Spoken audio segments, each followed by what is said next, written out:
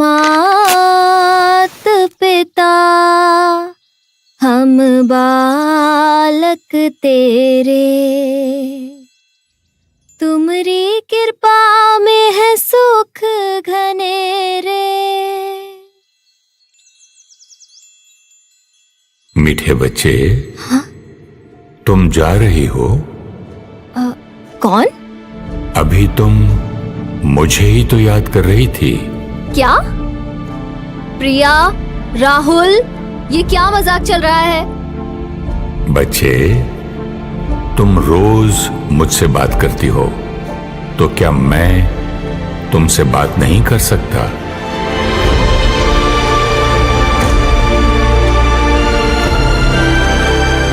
प्रभु, आप?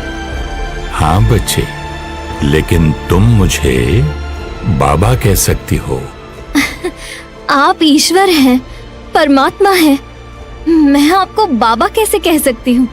तुम मुझे पिता कहकर याद कर रही थी, तो क्या पिता को प्यार से बाबा नहीं कहते? बाबा कहने में थोड़ा सा अलग लगता है, लेकिन अच्छा है, आज से मेरे प्रभु को मेरे बाबा कहूंगी। बच्चे, तुम्हारा जीवन कैसे चल रहा है? क्या बताऊं बाबा, बस भाग रही हूँ सारा दिन। कितनी मेहनत करती हूँ, फिर भी कोई संतुष्ट नहीं है। चिंताएं खत्म ही नहीं होती। चुप रहकर सहन करने की तो आदत सी पड़ गई है। लगता है जिंदगी ऐसे ही कट जाएगी। तुम तो कह रही थी कि मेरी कृपा से सुख घनेरे हैं। क्या बाबा, वो तो भजन है ना। मतलब तुम्हें मुझसे सुख नहीं मिल रहा? ये तो मैंने सोचा ही नहीं। बच्चे, सूर्य तो रोशनी दे रहा है, लेकिन तुमने खिड़की नहीं खोली, तो अंधकार ही अनुभव होगा। मैं सर्वशक्तिवान हूं।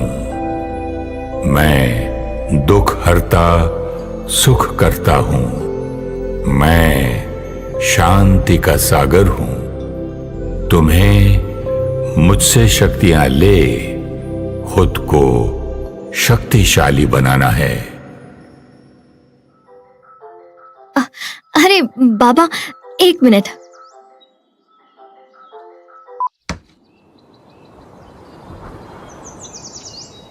बच्चे, कोई काम है? ऑफिस से फोन है। अच्छा बच्चे, तुम जाओ। फोन चार्ज कर लिया? बाबा, फोन चार्ज किए बिना तो पूरे दिन में कोई काम नहीं होता। वैसे ही खुद को चार्ज करे बिना सुख और शांति का अनुभव नहीं हो सकता। मुझे कुछ समझ नहीं आ रहा बाबा। कोई बात नहीं, कल थोड़ा समय निकालना, मैं तुम्हें समझाऊंगा। आप पक्का फिर से मिलेंगे ना? तुम जब भी सीखना चाहोगी, बाबा पहुंच जाएगा। थैंक यू बाबा।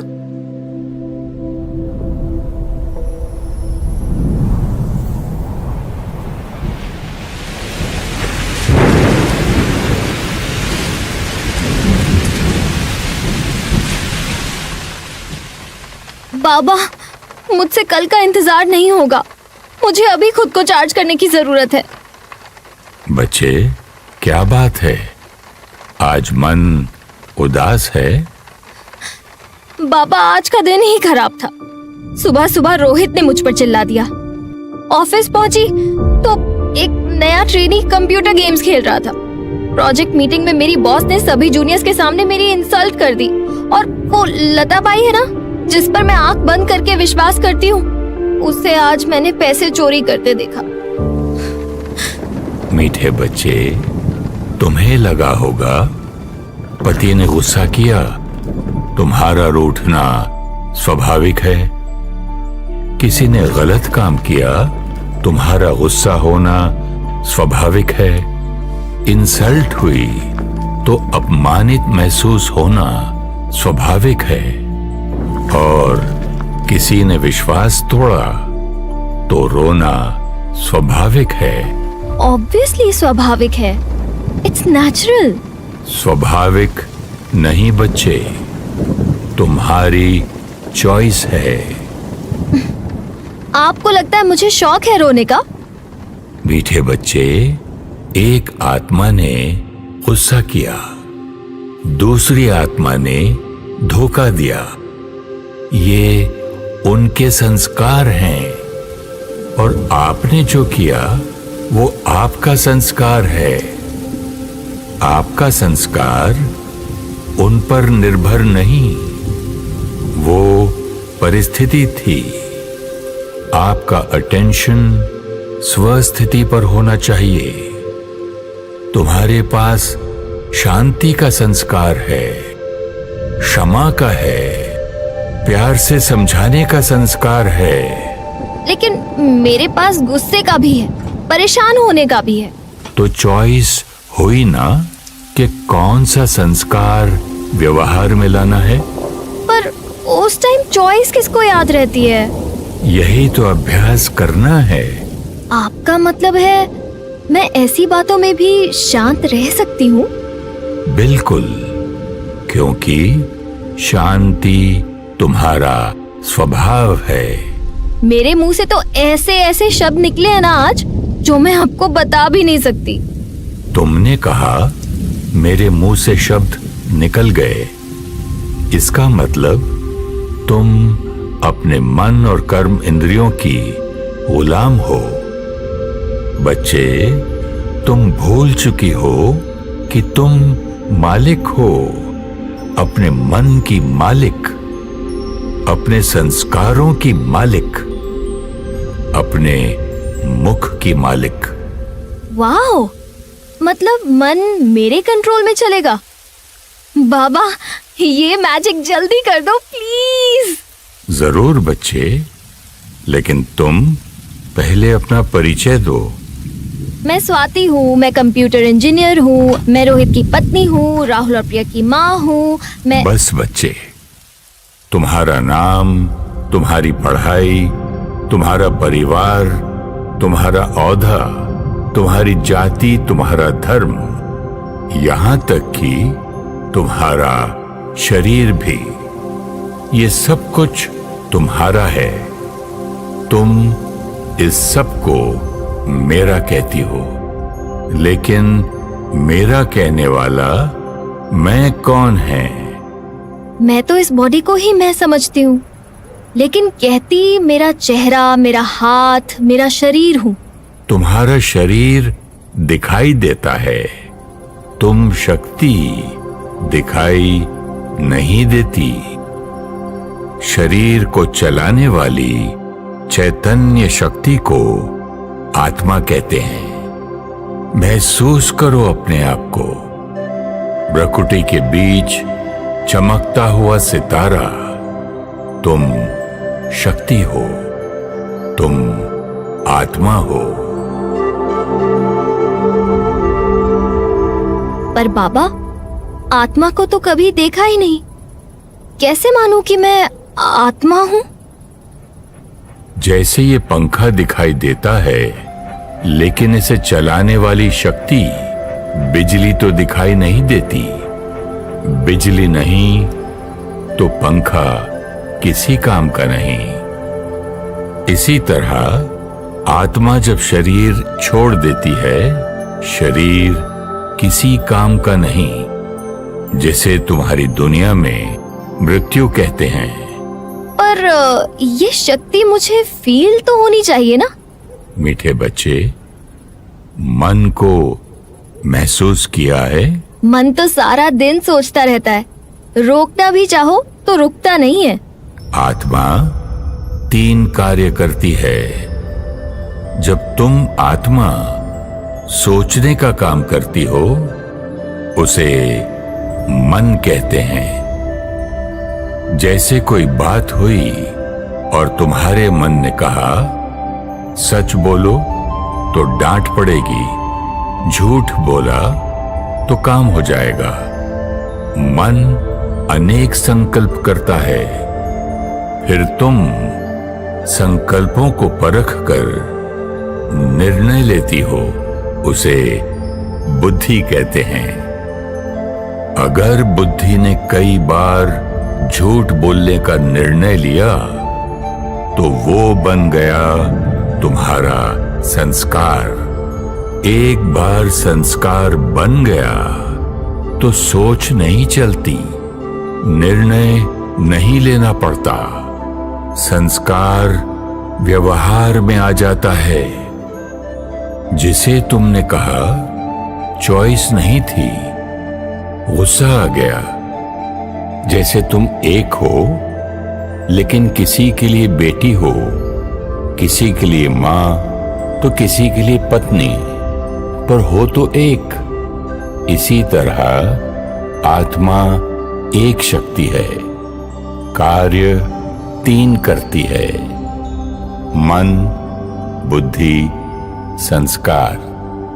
बाबा, इसका मतलब अगर मैं आत्मा शक्तिशाली हूँ तो मन हमेशा पॉजिटिव सोचेगा, बुद्धि करेक्ट निर्णय लेगी और संस्कार सारे अच्छे वाले होंगे, राइट? वाह बच्चे, तुम तो बहुत समझदार हो। पर हमने गलत संस्कार बनाए ही क्यों? बच्चे, इसे हम कल समझेंगे। बस ये बात याद रखना कि संस्कार तुमने बनाए हैं, इसलिए कोई भी संस्कार बदलना तुम्हारे लिए बहुत आसान है। मैं तो ऑलरेडी पावरफुल फील कर रही हूँ बाबा।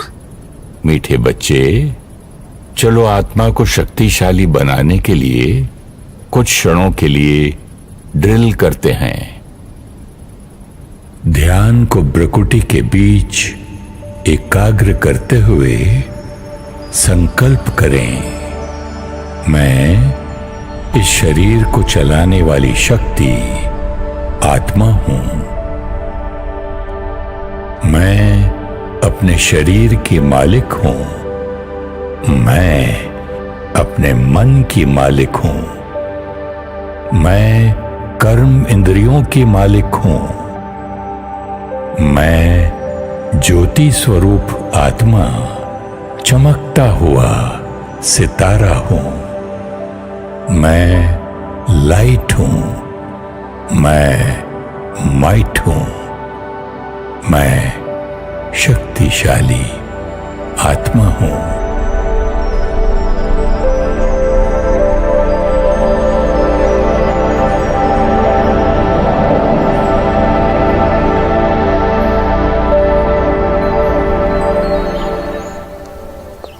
क्या फर्क पड़ता है, मैं आत्मा हूँ या मैं स्वाति हूँ, काम तो वही करना है। मीठे बच्चे, तुम ये गाड़ी हो या इस गाड़ी की चालक हो, कोई फर्क है? अगर मैं भूल जाऊं कि मैं ड्राइवर हूँ तो कार आउट ऑफ कंट्रोल चली जाएगी। इसी तरह बच्चे, तुम इस शरीर को चलाने वाली शक्ति आत्मा हो। ये भूलने के कारण तुम्हारे मन, बुद्धि, संस्कार और कर्म इंद्रियां तुम्हारे अनुसार नहीं चलते। यही मूल कारण है अशांति और दुख का, शारीरिक बीमारियों का और संबंधों के टकराव का। बाबा, प्लीज जल्दी बताओ कि मुझे ये करना कैसे है। बच्चे, हर आत्मा के 5 प्रकार के संस्कार होते हैं। पहले प्रकार के वो संस्कार जो तुम आत्मा पूर्व जन्म से अपने साथ लाती हो। ओह गॉड, पिछले जन्म के भी संस्कार हैं। बच्चे, तुम आत्मा हो, शरीर तुम्हारा वस्त्र है। शरीर रूपी वस्त्र बदलता है, आत्मा तो वही हो। जैसे कल मैंने ब्लू कलर का सूट पहना था, आज मैंने व्हाइट कलर का पहना है, लेकिन मैं तो वही हूँ। बच्चे, तुम आत्मा जब शरीर छोड़ती हो, तुम अपने कर्म और संस्कार अपने साथ लेकर जाती हो, क्योंकि वो तो आत्मा का हिस्सा है। मृत्यु तो शरीर की होती है। आत्मा अजर, अमर, अविनाशी है। तुम्हारे 2 बच्चे हैं, तो क्या वो एक जैसे हैं? राहुल और प्रिया वो तो बिल्कुल ही ऑपोजिट हैं। एक चुप रहती है और दूसरे को चुप करवाना मुश्किल हो जाता है। वो दोनों आत्मा हैं जो अपने संस्कार अपने पिछले जन्मों से लाए हैं, इसीलिए तो वो इतने अलग हैं। दूसरे प्रकार के संस्कार वो होते हैं जो तुम्हें अपने माता पिता और परिवार से मिलते हैं। राहुल की कई बातें मेरी जैसी हैं। प्रिया तो बिल्कुल अपने पापा पर गई है। तीसरे प्रकार के संस्कार जो तुम्हारे संग से बनते हैं, जिसको कहा जाता है संग का रंग। फ्रेंड्स तो है ही, लेकिन आजकल तो बाबा बहुत सारी आदतें ये फोन और टीवी देखकर ही बन जाती है ना। बच्चे, संग का बहुत ध्यान रखना। सत्संग तारे, कुसंग डुबोए। चौथे प्रकार के संस्कार वो होते हैं जो तुम आत्मा अपनी इच्छा शक्ति से बना सकती हो। लेकिन बाबा, विल पावर भी तो काम नहीं करती। कितनी बार मैंने डिसाइड किया है कि गुस्सा नहीं करना, थोड़ी देर बाद फिर वैसे के वैसे। इसलिए बच्चे, अपने 5वें प्रकार के संस्कार को सदा याद रखो। ये हैं तुम आत्मा के मूल संस्कार। मतलब हमारे ओरिजिनल संस्कार। हाँ बच्चे, जैसे तुमने सुबह सुबह ये सफेद वस्त्र पहने हैं, सारा दिन में इस पर धूल और दाग लगेंगे, लेकिन तुम्हें याद है कि वो सिर्फ दाग हैं और दाग मिटाए जा सकते हैं। इसी तरह आत्मा का मूल स्वरूप पवित्रता है, लेकिन जन्म मरण के चक्र में तुमने अनेक संस्कार बना लिए, जैसे काम, क्रोध, लोभ, मोह, अहंकार, दुख, चिंता, ईर्ष्या। लेकिन बाबा, अब तो इतने दाग लग चुके हैं कि व्हाइट तो दिखाई ही नहीं देता। लेकिन हैं तो दाग, और दाग साफ कर तुम आत्मा पुनः अपने पवित्र स्वरूप का अनुभव करोगी। हर आत्मा के 7 मूल संस्कार हैं: पवित्रता, सुख, शांति, प्रेम, शक्ति, ज्ञान और आनंद।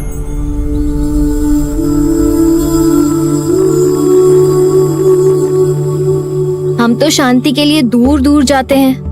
खुशी ढूंढने में तो हमारा सारा पैसा खर्च हो जाता है, फिर भी परेशान रहते हैं। प्यार तो लोगों से एक्सपेक्ट करते हैं। खुद की विल पावर इतनी कम है कि चाय छोड़ना चाहती हूँ मैं। 1 साल हो गया कोशिश करते हुए, छूट ही नहीं रही।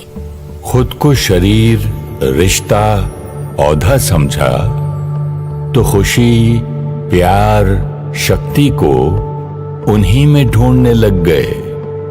वहां ढूंढने से वो मिल नहीं रहे, इसलिए अशांति, चिंता, दुख बढ़ता जा रहा है। बाबा, प्लीज बताइए ना कि मुझे ये संस्कार कैसे एक्सपीरियंस होंगे। रोज सवेरे स्व चिंतन का अभ्यास करो। खुद को याद दिलाओ कि तुम कौन हो और तुम्हारे संस्कार क्या हैं, और सारा दिन में कर्म करते ये याद रखो कि तुम पवित्र, शांत और प्रेम स्वरूप शक्तिशाली आत्मा हो। सिर्फ थोड़ा सा अटेंशन रखना है। सारा दिन अटेंशन में कैसे रह सकते हैं? सारा दिन टेंशन में रह सकते हो, अटेंशन में नहीं रह सकते।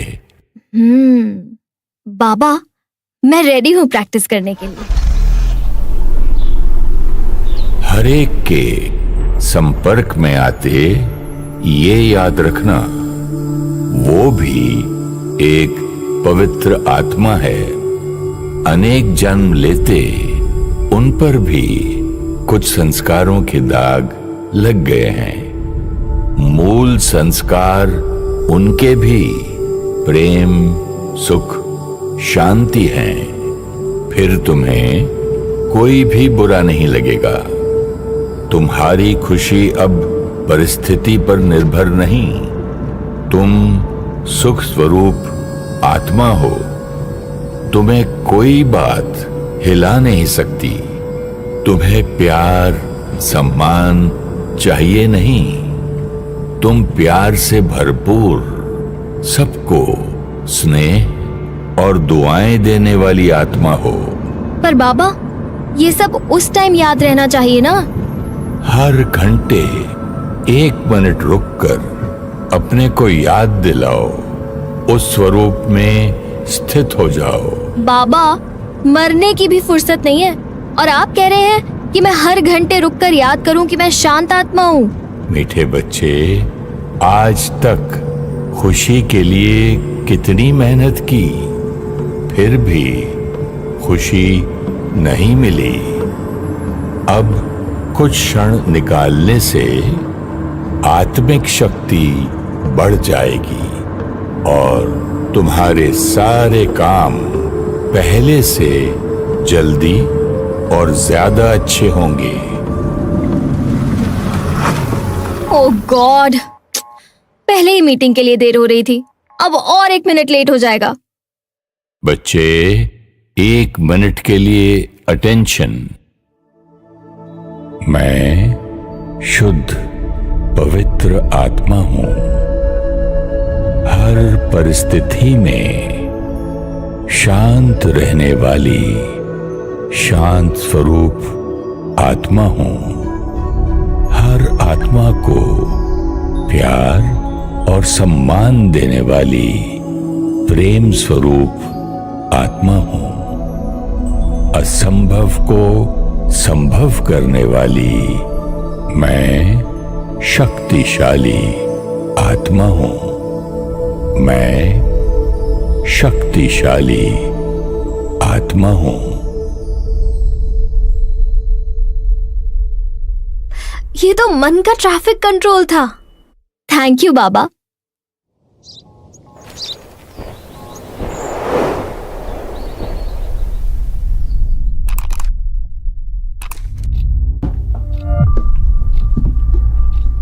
कोई ऐसा कैसे कर सकता है? इंसानियत तो खत्म ही होती जा रही है। भगवान कुछ करते क्यों नहीं? मीठे बच्चे, तुम्हें लगता है कि तुम्हारी दुनिया में जो कुछ हो रहा है वो मैं करवाता हूं? कहते हैं पत्ता पत्ता ईश्वर की मर्जी से हिलता है, तो सब कुछ आपकी मर्जी से ही होगा ना? बच्चे, अगर तुम्हें शक्ति मिल जाए अपने बच्चों का भाग्य लिखने की, तो कैसा भाग्य लिखोगी? सब कुछ परफेक्ट लिखूंगी। तुम सब आत्माएं मेरे बच्चे हो, तो क्या मैं तुम्हारे भाग्य में दुख, बीमारी, अकाले मृत्यु, प्राकृतिक आपदाएं लिखूंगा? क्या मैं एक का भाग्य कठिन और दूसरे का श्रेष्ठ लिखूंगा?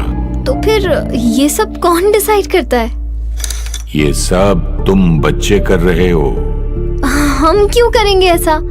हम तो खुद अपने दुखों से छूटना चाहते हैं। तुम्हारे दोनों बच्चे सफल होना चाहते हैं, लेकिन होंगे तो अपने कर्मों अनुसार। ओह, लॉ ऑफ कर्मा। वो तो बचपन से सीखा है कि जैसा कर्म हम करेंगे वैसा हमें फल मिलेगा। वो फल ही तुम्हारा भाग्य है जो तुमने अपने कर्मों से लिखा है। मतलब मेरा भाग्य मैं खुद लिखती हूँ, लेकिन हम जब पैदा होते हैं तब से ही हमारा भाग्य शुरू हो जाता है। कर्म आत्मा करती है और परिणाम भी आत्मा को ही मिलेगा, जिसे भाग्य कहते हैं। आज तुम आत्मा इस शरीर में हो, हर क्षण कर्म कर रही हो। किसी कर्म का परिणाम इसी क्षण मिल जाएगा और किसी का कुछ दिन बाद, कोई परिणाम कुछ वर्षों बाद और कोई तो बहुत वर्षों बाद। तब तक शायद तुम आत्मा अपना शरीर रूपी वस्त्र बदल चुकी होगी, लेकिन परिणाम तो आत्मा को मिलना है, शरीर को नहीं। मतलब पिछले जन्म की गलती की सजा इस जन्म में मिलेगी? This is not fair. मुझे तो याद ही नहीं कि मैंने क्या किया था। बच्चे, अभी तुम कुछ काम कर रही थी। इस काम का परिणाम तुम्हें कब मिलेगा? बाबा, इस प्रोजेक्ट में कम से कम 1 हफ्ता लगेगा और इसका रिजल्ट 2 हफ्ते बाद मिलेगा। लेकिन इन 15 दिनों में तुम 25 से 30 वस्त्र बदलोगी। मेरे कपड़ों का मेरे प्रोजेक्ट से क्या कनेक्शन है? तुम्हारे कर्मों का भी तुम्हारे शरीर रूपी वस्त्र से कोई कनेक्शन नहीं है। तुम आत्मा कर्म कर रही हो। किसी कर्म का परिणाम तुम्हें इस शरीर में मिलेगा और किसी का अगले शरीर में। मीठे बच्चे, आज तुम्हारे पास शरीर निरोगी है, सुखद संबंध हैं, तुम्हारे पास धन है। ये सब तुम्हारे पूर्व जन्मों में किए हुए श्रेष्ठ कर्मों का फल है। ओह, ये तो ध्यान ही नहीं रहा। मतलब रोहित, राहुल, प्रिया और मेरे सारे रिश्ते भी पूर्व कर्मों का परिणाम है। बच्चे, हर जन्म में तुम अनेक आत्माओं के संबंध में आती हो, जिनके साथ तुम्हारा कर्मों का हिसाब किताब बनता है। संबंधों में तुम्हारे कर्म बहुत अच्छे होते हैं, लेकिन कुछ गलतियां भी होती हैं। जब वो आत्मा तुम्हें पुनः नए शरीर में मिलती है, तुम्हें उस संबंध में सुख भी अनुभव होता है और कभी दुख भी। मतलब मैं इन सब से पहले मिल चुकी हूँ और आगे भी मिलूंगी। वाह बच्चे, तुमने बिल्कुल सही समझा। बाबा, ऑफिस में ना मेरी बॉस नेहा है। मैं पूरी कोशिश करती हूँ कि उसके साथ अच्छा व्यवहार करूँ, लेकिन पता नहीं वो कौन से जन्म की दुश्मनी निकाल रही है मुझसे। उसकी वजह से मेरी प्रमोशन भी रुकी हुई है। बच्चे, सिर्फ व्यवहार कर्म नहीं होता। तुम्हारे संकल्प, बोल और व्यवहार तुम्हारे कर्म हैं। ओह, मतलब हर थॉट भी कर्म है। किसी ना किसी जन्म में तुमने उस आत्मा के साथ गलत कर्म किए हैं। अब तुम्हें उस हिसाब किताब को चुकतू करना है। या तो योग से करो या भोग के। अभी तुम उस संबंध में दुख भोग रही हो। ना दुख दो और ना दुख लो। उसकी बातों को मन पर पकड़कर नहीं रखो, उसे क्षमा करो। क्षमा अर्थात शुभ भावना की दुआएं दो। अकल्याण की वृत्ति वाले को अपने कल्याण की वृत्ति से परिवर्तन करो। तुम्हारे आज के श्रेष्ठ कर्म पूर्व कर्मों को चुकतू कर देंगे और मेरी प्रमोशन भी हो जाएगी। बच्चे, अपने कर्मों पर सदा अटेंशन रखना। हर संकल्प शुभ हो, हर बोल सबको सुख दे, हर कर्म कल्याणकारी हो। क्योंकि मेरे कर्म ही मेरा भाग्य बनाते हैं। बाबा, मेरा भाग्य तो मेरे कर्मों से बनता है, ठीक है, लेकिन दुनिया में जो नेचुरल कैलामिटीज, युद्ध, ये सब जो हो रहा है, ये दुनिया तो आपने ही बनाई है ना? मीठे बच्चे, तुम अपने बच्चों को नई चीज देती हो, लेकिन धीरे धीरे तो वो पुरानी हो जाती है। ओह, तो ये दुख दर्द वाली पुरानी दुनिया है। तो बाबा, नई दुनिया कैसी थी? बच्चे, जैसे तुम्हारी दुनिया में सुबह, दोपहर, शाम, रात 24 घंटे का चक्र है, बसंत, गर्मी, पतझड़, सर्दी 365 दिन का चक्र है, ऐसे ही तुम्हारी सृष्टि पर 5000 वर्ष का चक्र है। उसमें भी 4 युग होते हैं। सृष्टि की सुबह में तुम आत्मा अपनी संपूर्ण अवस्था में थी। दिव्यता, प्रेम, सुख, एकता, आनंद तुम्हारे संस्कार थे। तुम्हारा शरीर निरोगी कंचन काया और प्रकृति सतो प्रधान थी। एक धर्म, एक राज्य, एक भाषा थी। तुम महलों में रहते थे और पुष्पक विमान में उड़ते थे। तुम संकल्पों से ही एक दूसरे की बात समझ लेते थे। संतान योग बल से, यानी संकल्पों की पवित्रता से होती थी। इस पहले युग को सतयुग कहते हैं। हेवन, जन्नत, पैराडाइज, हम सब इसको याद करते हैं, लेकिन लोग कहते हैं स्वर्ग ऊपर होता है। बच्चे, स्वर्ग ऊपर अर्थात सतयुग में आत्मा की स्थिति ऊंची होती है। नरक नीचे अर्थात कलयुग में आत्मा की स्थिति नीचे आ गई है। तुम्हारी स्थिति ही तुम्हारी सृष्टि का आधार है। 1250 वर्ष के बाद सृष्टि की दोपहर त्रेता युग शुरू होता है। हर आत्मा देवात्मा होती है। इतने समय से कर्म करते, अनेक शरीर लेते हुए आत्मा की शक्ति घटने लगती है और 2500 वर्ष के बाद तुम्हारा तीसरा युग शुरू होता है। मतलब सृष्टि की शाम। प्रॉब्लम जरूर यहां से ही शुरू हुई होंगी। हाँ बच्चे, त्रेता युग तक सब कुछ एकता के सूत्र में था। एक सत्य धर्म था, लेकिन द्वापर से द्वैत शुरू होता है।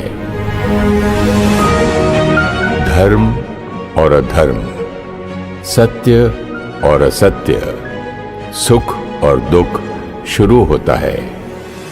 तुम्हारी सृष्टि की जनसंख्या बढ़ती जाती है। लेकिन आत्मा एक शरीर छोड़ दूसरा शरीर लेती है, तो फिर और आत्माएं कहां से आती हैं? मीठे बच्चे, तुम सब आत्माएं मेरे साथ परम धाम में रहती हो, जिसे तुम मुक्ति धाम, परलोक भी कहती हो। अपने समय अनुसार तुम परम धाम से सृष्टि पर आती हो और कलयुग के अंत तक जन्म मरण के चक्र में रहती हो। साथ साथ परम धाम से निरंतर और आत्माएं सृष्टि पर आती रहती हैं। मतलब कुछ आत्माएं सतयुग में आएंगी, कुछ त्रेता में और कुछ द्वापर में। सब आत्माएं कलयुग एंड तक स्टेज पर रहेंगी और कुछ तो कलयुग में भी आ रही है, क्योंकि पॉपुलेशन तो बढ़ती ही जा रही है।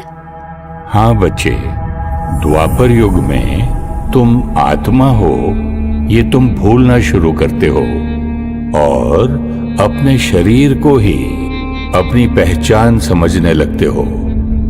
तुम दूसरों के शरीर की तरफ आकर्षित होते हो और काम विकार की शुरुआत होती है।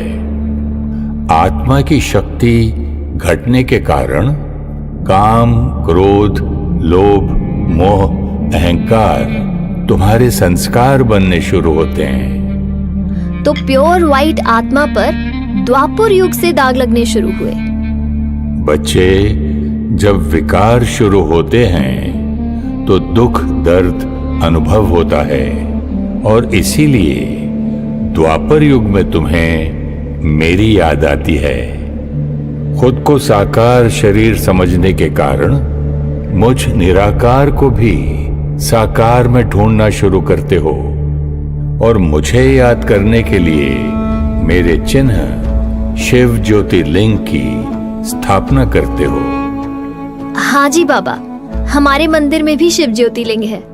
जैसे तुम्हारा चित्र और तुम अलग हो, वैसे ही मैं निराकार हूं और वो मेरा चिन्ह है।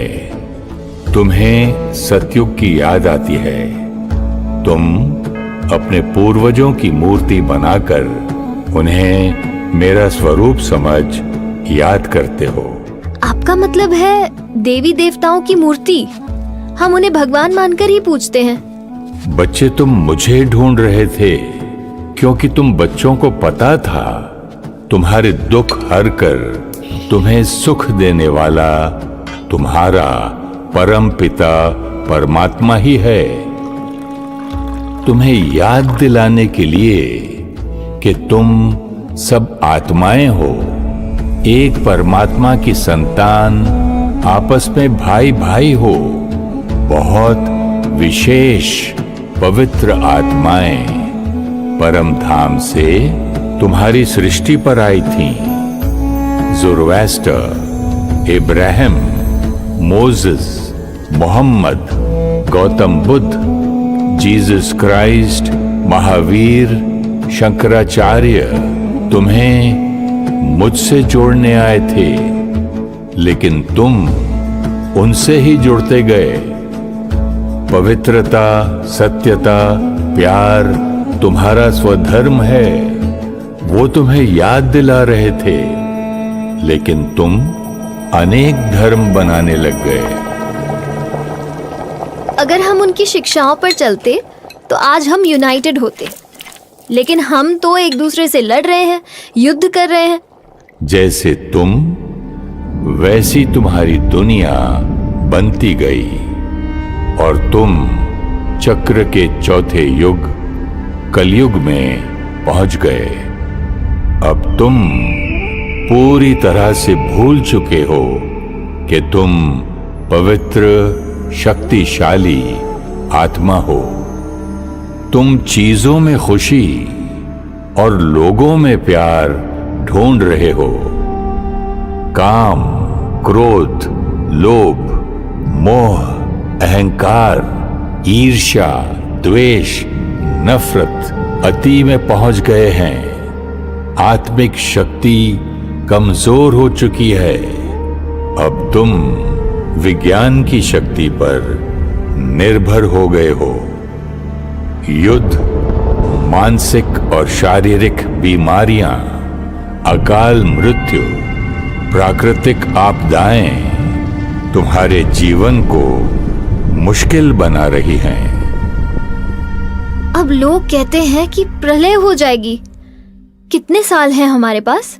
बच्चे, हर 24 घंटे बाद रात्रि होती है, तो क्या उसके बाद दुनिया खत्म हो जाती है?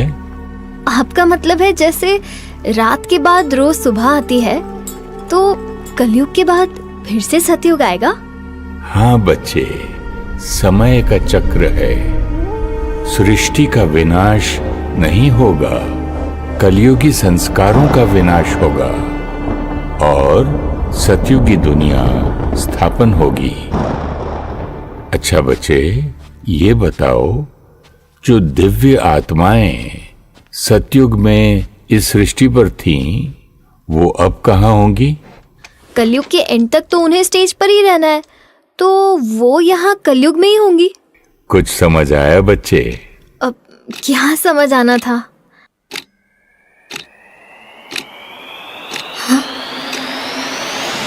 माय गॉड, ये तो मैंने सोचा ही नहीं। हम ही सतयुग में थे, तो क्या हम फिर से सतयुग में जाएंगे? लाडले बच्चे, तुम्हारी सृष्टि चक्र के 5000 वर्ष पूरे होने वाले हैं। तुम्हारी दुनिया अब और ऐसे नहीं चल सकती। घोर रात्रि के बाद सवेरा आना ही है। मीठे बच्चे, महापरिवर्तन का समय शुरू हो चुका है। तुम ही सतयुग में दिव्य पावन आत्मा थे, तुम ही कलयुग में पतित बने हो और अब तुम ही पुनः सतयुगी देव आत्मा बनोगे। हाँ बच्चे, तुम ही सतयुगी देव आत्माएं बनोगे।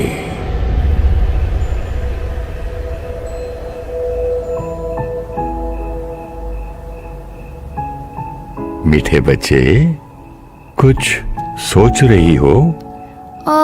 बाबा, बचपन से सुना है God made man in his own image. इसका मतलब सतयुग में जो दिव्य आत्माएं थीं, वो परफेक्ट थी, वो परमात्मा जैसी थी, लेकिन परमात्मा नहीं। बच्चे, जैसे तुम आत्मा हो, मैं भी आत्मा हूँ। लेकिन आप बहुत बड़े हैं, इसलिए आप परम आत्मा हैं। नहीं बच्चे, आत्मा छोटी बड़ी नहीं होती। आत्मा की पवित्रता कम और ज्यादा होती है। सतयुग में आत्माएं संपूर्ण निर्विकारी थीं, इसलिए उन्हें दिव्य आत्मा कहते हैं। द्वापर युग में श्रेष्ठ पवित्र आत्माएं सृष्टि पर आकर धर्म स्थापन करती हैं। उन्हें धर्म आत्मा कहते हैं। आज कलयुग में तुम्हारी दुनिया में जो महान कार्य करते हैं, उन्हें तुम महात्मा कहते हो। और आप सर्वशक्तिमान हैं, इसलिए आपको परमात्मा कहते हैं। हाँ बच्चे, परम अर्थात ऊंचे ते ऊंचा, इसलिए तुम मुझे परम पिता, परम आत्मा कहते हो। बाबा, पहले दिन आपने मुझसे मेरा परिचय पूछा था। आज प्लीज आप मुझे अपना परिचय सुनाओ। मैं बचपन से आपको याद करती आई हूँ, लेकिन अब मुझे लगता है मैं आपको पूरी तरह से जानती नहीं थी। आज तक तुम मेरे लिए कहते आए हो, ऊंचा उसका नाम, ऊंचा उसका धाम, ऊंचा उसका काम है। नाम ऊंचा अर्थात तुम बच्चे मेरे गुणों की महिमा करते हो। तुम मेरी उपमा सागर से करते हो, क्योंकि जो गुण तुम में हैं, वो मेरे में बेहद और अविनाशी हैं। इसलिए तुम कहते हो कि मैंने तुम्हें अपने जैसा बनाया। तुम आत्मा शांत स्वरूप हो, मैं शांति का सागर हूं। तुम प्रेम स्वरूप हो, मैं प्यार का सागर हूं। इसका मतलब आप पवित्रता के सागर हैं, सर्व शक्तियों के सागर हैं, आप ज्ञान के सागर हैं, और मैं आपका बच्चा। मैं इतनी अशांत क्यों हूँ? आपने कहा था हमारा भाग्य हमारे कर्मों से बनता है, तो फिर आपका ऊंचा काम कौन सा है? बच्चे, तुम मुझे इसलिए याद करते हो क्योंकि मैं ही सर्व आत्माओं को पतित से पावन बनाने वाला हूं। मैं ही सद्गति दाता हूं। मैं ही दुख हरता, सुख करता हूं। फिर हम दुखी क्यों हैं? पतित इम्प्योर क्यों हैं? क्योंकि मैं जो हूं, जैसा हूं, तुम मुझे नहीं जानते, मुझे विधि पूर्वक याद नहीं करते। तुम मुझे अलग अलग रूपों में ढूंढते हो। तुमने तो मुझे सर्वव्यापी भी कह दिया, जैसे जो कुछ तुम्हारा है वो तुम्हारे बच्चों का है। लेकिन अगर बच्चा भूल जाए कि तुम उसके माता पिता हो, तो वो खुद को अकेला और निर्धन का अनुभव करेगा। मीठे बच्चे, जो कुछ मेरा है वो सब तुम्हारा है, लेकिन तुम्हें याद नहीं। इसलिए तुम 1 मिनट की शांति और 1 बूंद प्यार मांग रहे हो। आपको कैसे पहचाने? आप तो यहाँ रहते ही नहीं। आपका ऊंचा धाम कहाँ है? प्रकृति तत्व से बनी ये देह की दुनिया को टॉकी वर्ल्ड कहते हैं। मेरा धाम तुम्हारी दुनिया से पार ब्रह्म महातत्व तुम्हारे विज्ञान के साधनों से दिखाई नहीं देता। वो मेरा और तुम आत्माओं का रहने का घर है, जिसे तुम परम धाम, मुक्ति धाम, शांति धाम के नाम से याद करते हो। जैसे आकाश में सितारे होते हैं, परम धाम सुनहरे लाल रंग का आकाश है और तुम आत्माएं सितारे मिसल वहां रहती हो। उसे साइलेंस वर्ल्ड कहते हैं। हम भी परम धाम में आपके साथ रहते थे। मुझे याद क्यों नहीं? बच्चे, बहुत समय हो गया तुम्हें अपने घर से सृष्टि पर आए हुए। तुम मुझे और अपने घर को भूल चुके हो, लेकिन आज भी मुझे ऊपर वाला कहकर पुकारते हो और मुक्ति की यानी अपने घर वापस आने की इच्छा रखते हो। ओह हाँ, हम तो सतयुग से इस सृष्टि पर हैं। तो क्या आप हमें वापस घर ले जाने आए हैं? बच्चे, सतयुग और त्रेता युग में तुम पावन थे। द्वापर युग से विकारों की शुरुआत हुई। अब कलयुग के अंतिम समय में तुम पतित बन चुके हो। तुम्हें पतित से पावन बनाने, तुम्हें सर्व शक्तियों से संपूर्ण बनाने मैं तुम्हारी दुनिया में अवतरित होता हूँ। इसीलिए लोग कहते हैं, जब जब धर्म की अति ग्लानि होगी, परमात्मा सृष्टि पर अवतरित होंगे और कोटों में कोई ही उन्हें पहचानेंगे। हाँ बच्चे, यही वो समय चल रहा है। जैसे तुम्हारे बच्चे सारा दिन पढ़ने जाते हैं और शाम को तुम उन्हें घर ले आते हो, लेकिन अगले दिन सुबह वो फिर अपने काम पर जाते हैं।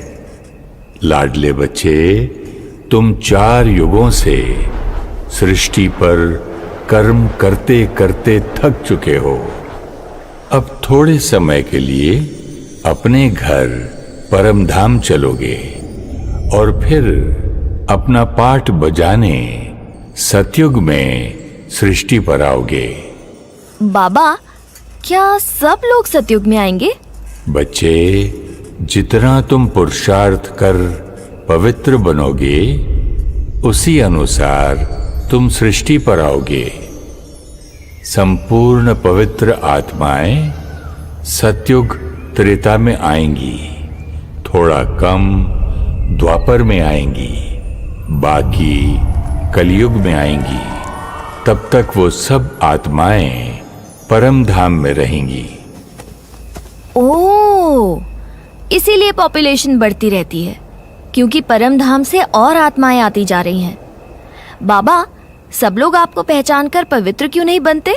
लाडले बच्चे, तुम आत्माएं शरीर लेते हो, इसलिए दिखाई देते हो।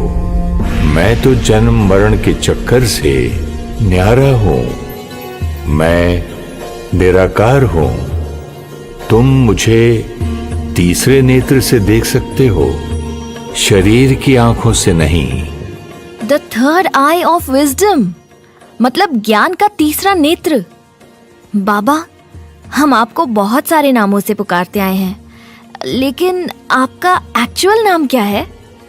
मेरा नाम है शिव। शिव का अर्थ है बिंदी। शिव का अर्थ है कल्याणकारी। शिव का अर्थ है शांति। शिव बाबा, मैं आपकी सर्व शक्तियों से खुद को शक्तिशाली कैसे बनाऊं? मीठे बच्चे, कल सवेरे जल्दी उठना। बाबा आपको याद की विधि सिखाएंगे। हाँ जी बाबा, मुझे पावन बनना ही है, सतयुगी बनना ही है।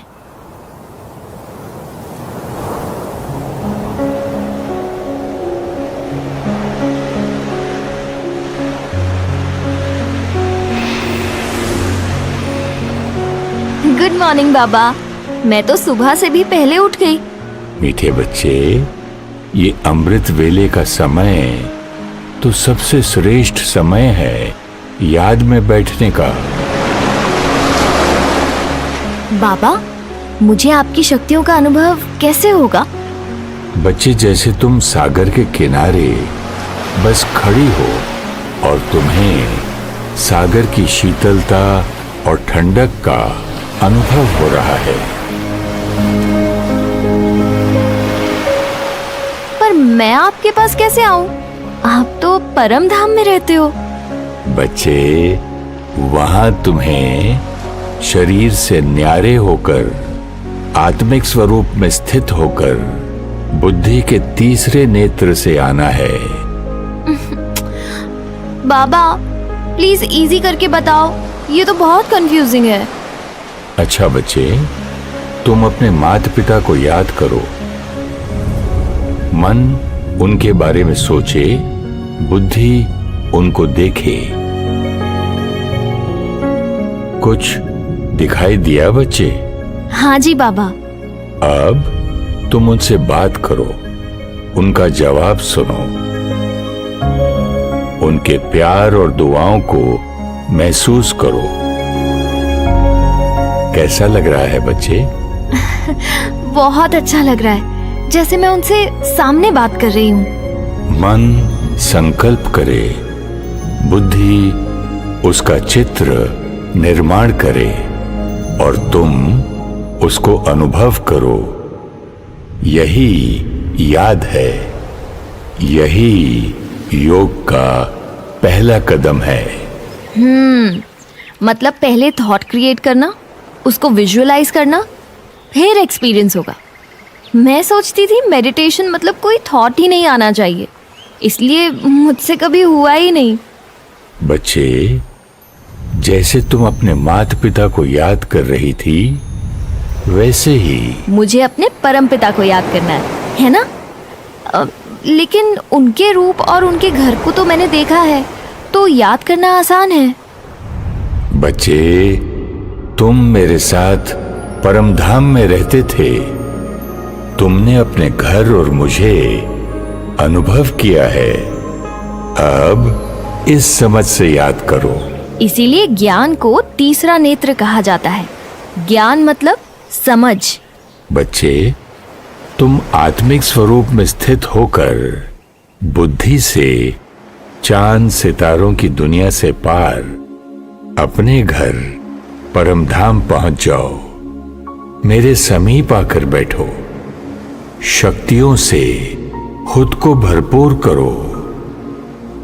और हां बच्चे, मुझे याद करने के लिए आंखें बंद नहीं करनी पड़ती। आज तक तो आपकी पूजा आंखें बंद करके की थी, लेकिन सबको याद तो हम खुली आंखों से ही करते हैं, तो आपको भी कर सकती हूँ। हाँ बच्चे, याद सिर्फ बैठकर नहीं, चलते फिरते कर्म करते याद करो। सहज और नेचुरल याद। मैं आत्मा इस शरीर की मालिक हूं। मैं पवित्र आत्मा हूं। मैं शांत स्वरूप आत्मा हूं। मैं आत्मा अपने परम पिता से मिलने, बाबा से मिलने परम धाम की ओर जा रही हूं। सूर्य चांद की इस दुनिया को पार करते हुए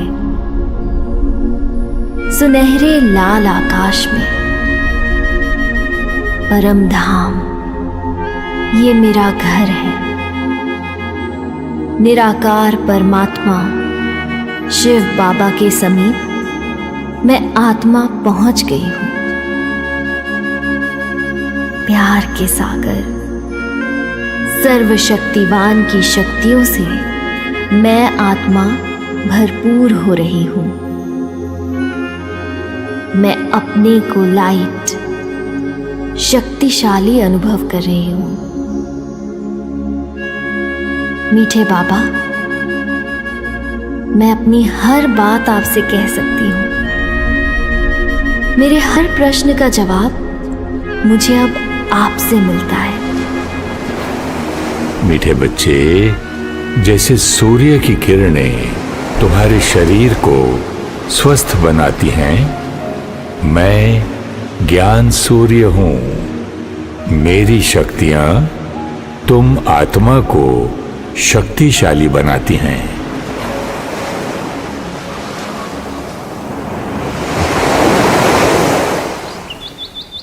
बाबा, आज मैंने घर पर सुबह मेडिटेशन किया, लेकिन ऑफिस के इतने सारे थॉट्स चल रहे थे ना कि मैं परमधाम और आपको अनुभव ही नहीं कर पाई। मीठे बच्चे, शुरू शुरू में अभ्यास करना पड़ता है। इसे सहज करने के लिए तुम सेंटर पर जाओ, जहां सारे बच्चे इकट्ठे योग करते हैं और सिखाने के लिए बहनें भी हैं। मतलब ज्ञान और योग सीखने के लिए सेंटर्स भी हैं? हाँ बच्चे, तुम बस 4 कदम और चलो। सब इकट्ठे मेडिटेशन करें तो वाइब्रेशंस कितने पावरफुल होंगे। ब्रह्मा कुमारीज, ये क्या होता है? बच्चे, तुम अंदर चलकर योग में बैठो।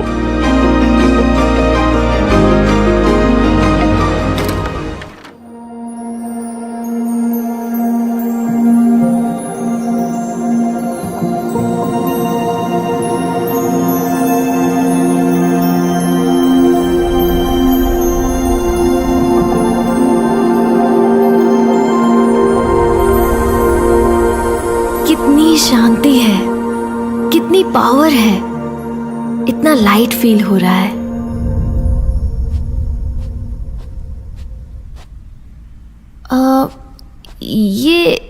ये कौन है?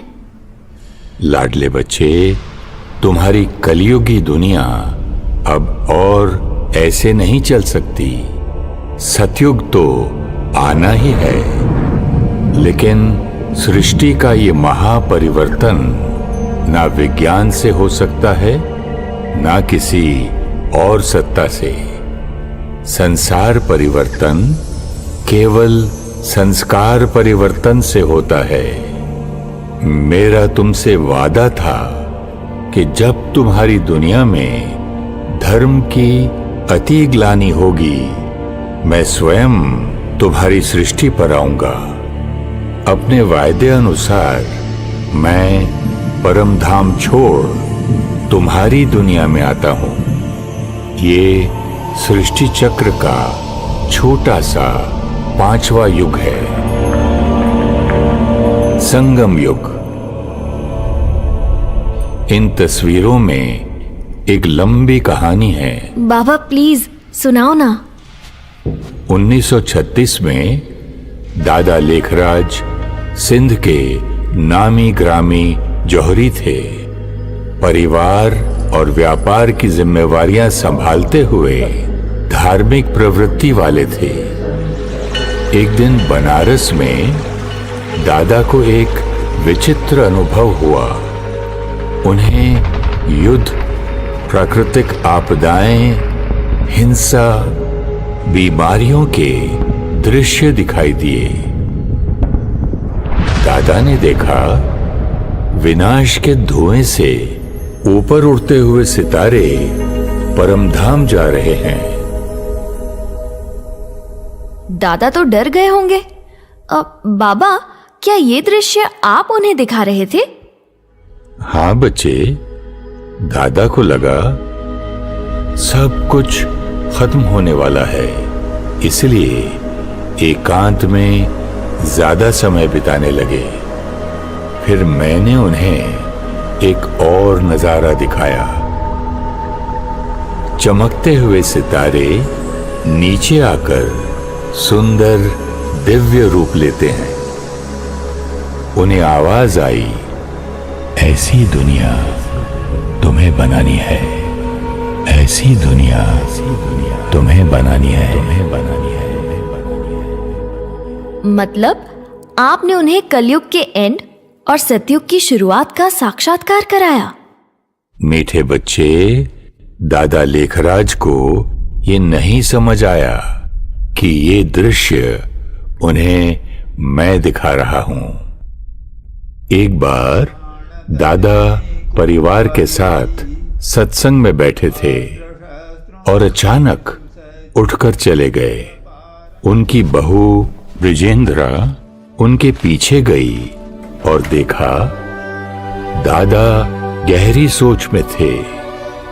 उनके चारों ओर प्रकाश ही प्रकाश था और उनके मुख से एक ही अति धीमा स्वर गूंज रहा था, निजानंद स्वरूपम शिवोहम शिवोहम, प्रकाश स्वरूपम शिवोहम शिवोहम, ज्ञान स्वरूपम शिवोहम शिवोहम। बाबा, आप उनके द्वारा क्यों अपना परिचय दे रहे थे? बच्चे, जैसे तुम्हें इस सृष्टि पर कर्म करने के लिए शरीर लेना पड़ता है, इसी तरह मुझे भी तुमसे बात करने के लिए शरीर का आधार लेना पड़ता है। वैसे तो मैं प्रेरणा से समझा सकता हूं, लेकिन तुम आत्माओं की शक्ति कम हो चुकी है। तुम संकल्पों की नहीं, वाणी की भाषा समझते हो। बाबा, आजकल तो बोलने से भी हम एक दूसरे की बात नहीं समझ पाते। संकल्प कैच करना तो इम्पॉसिबल है। इसलिए मैंने दादा लेखराज के तन का आधार लिया। परिवार के परिवार दादा के पास आने लगे थे। आते ही किसी को मेरे निराकार स्वरूप का और किसी को आने वाली सतयुगी दुनिया का साक्षात्कार होने लगा। दादा के मुख द्वारा मैंने बच्चों को उनके आत्मिक स्वरूप का ज्ञान दिया। मैंने अपने निराकारी स्वरूप का परिचय और आने वाली सतयुगी दुनिया की समझ दी। बच्चे मेरी दी हुई श्रीमत और शिक्षाओं पर चलने लग पड़े। तो दादा लेखराज जी यहाँ के गुरुजी हैं? मीठे बच्चे, सृष्टि परिवर्तन का ये कार्य मैं करवा रहा हूं। दादा तो निमित्त है। जैसे तुम ज्ञान पढ़ रहे हो, स्टूडेंट हो, ऐसे ही दादा लेखराज पहला स्टूडेंट था। दादा ने तो खुद अपनी कमी कमजोरियां खत्म करने का पुरुषार्थ किया। ये छोटे छोटे बच्चे क्यों ऐसे बाहर खड़े हैं? पवित्रता की धारणा के कारण बहुत विरोध हुए, बच्चियों पर अत्याचार हुए, लेकिन मैं उनके साथ था। हर विघ्न को स्थिरता से पार करते 14 साल की तपस्या के बाद 300 बच्चों का पहला संगठन 1950 में कराची से माउंट आबू राजस्थान पहुंचा। मेरे बच्चे तैयार हो गए थे। मैंने उन्हें देश के कोने कोने में भेजा। हर एक को ये संदेश देना था कि मैं निराकार परमात्मा सृष्टि पर आ चुका हूं। ज्ञान और योग बल से सतयुग लाना है।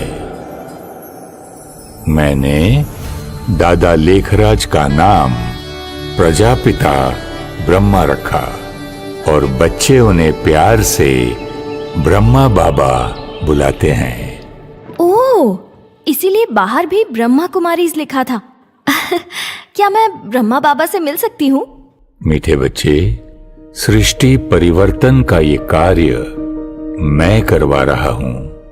ब्रह्मा बाबा 18 जनवरी 1969 को अव्यक्त हो गए, लेकिन मेरा कार्य तो और तीव्र गति से सारे विश्व में फैलता गया।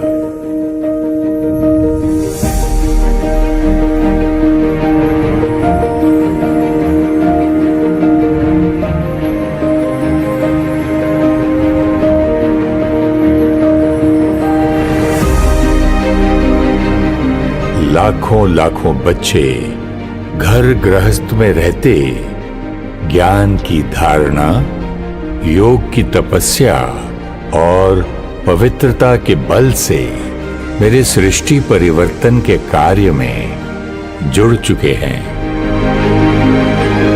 बाबा, क्या मैं भी आपकी शिक्षाओं पर चल सतयुगी संस्कार बना पाऊंगी? मीठे बच्चे, लाडले बच्चे, बाबा सदा आपके साथ है। हिम्मत का एक कदम आपका और पदम गुणा मदद बाप की। सफलता तो निश्चित है बच्चे। शुक्रिया बाबा, शुक्रिया बाबा, शुक्रिया बाबा।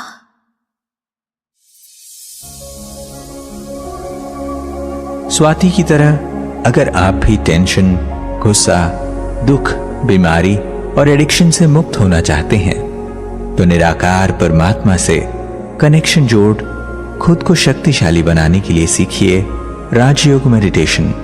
7 दिन सिर्फ 1 घंटा रोज राजयोग मेडिटेशन निशुल्क सिखाया जाता है।